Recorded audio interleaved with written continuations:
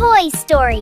In a quiet land, far beyond busy roads and noisy cities, there was a peaceful forest where magic lived softly in the air.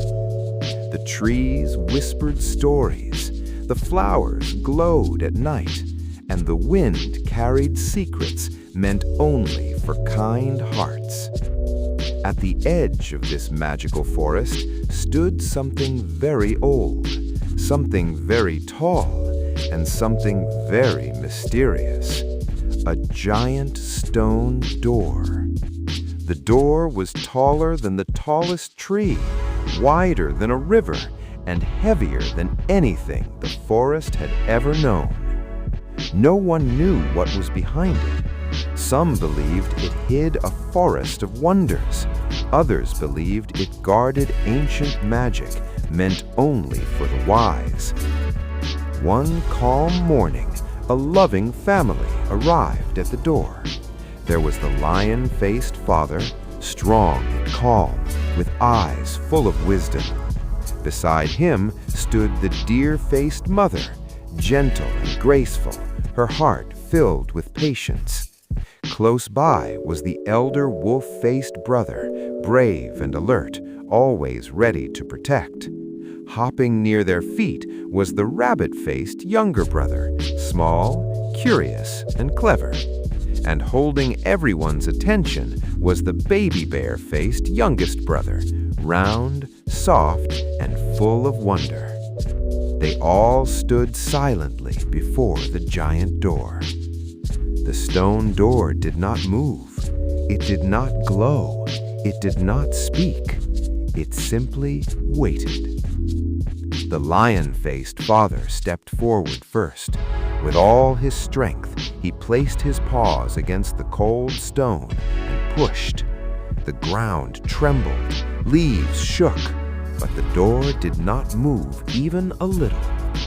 Next, the wolf-faced elder brother tried. He pulled with all his might, his paws digging into the earth. Still, nothing happened. The door remained quiet and unmoving, as if it was asleep. The baby bear looked up at the door with wide eyes. It seemed too big, too strong, too impossible. The deer-faced mother calmly observed everything. She noticed how the door was not angry, not dangerous, just waiting. And then, something small happened. While everyone focused on the size of the door, the rabbit-faced younger brother did something different. He did not push, he did not pull, he looked. Slowly, carefully, he hopped closer to the bottom of the door.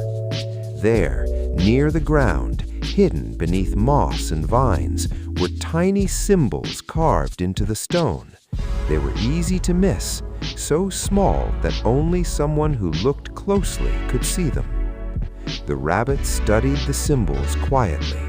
Circles, lines, stars, leaves. They were not random. They were telling a story. The narrator's voice softens here.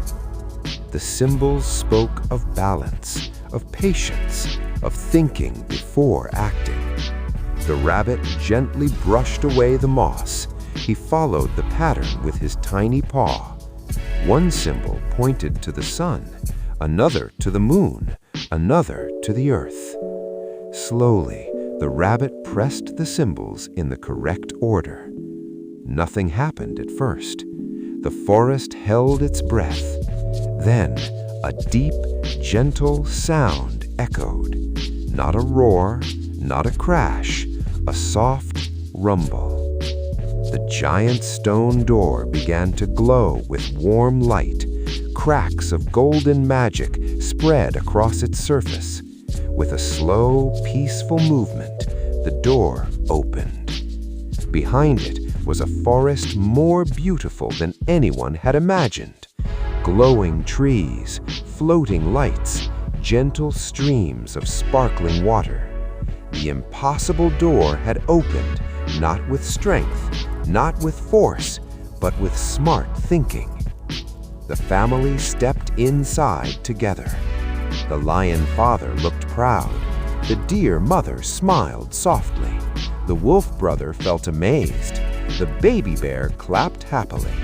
And the rabbit, he simply smiled. Because sometimes being small means seeing what others miss. The narrator pauses gently. That day, the forest taught a quiet lesson. Big problems do not always need big power. Sometimes they need calm eyes, a gentle mind, and a smart heart. And from that moment on, the giant door was no longer remembered as the strongest challenge, but as the one that taught everyone that small heroes can do great things. Final lesson: big problems often need small, smart solutions. I'm Toy Stories.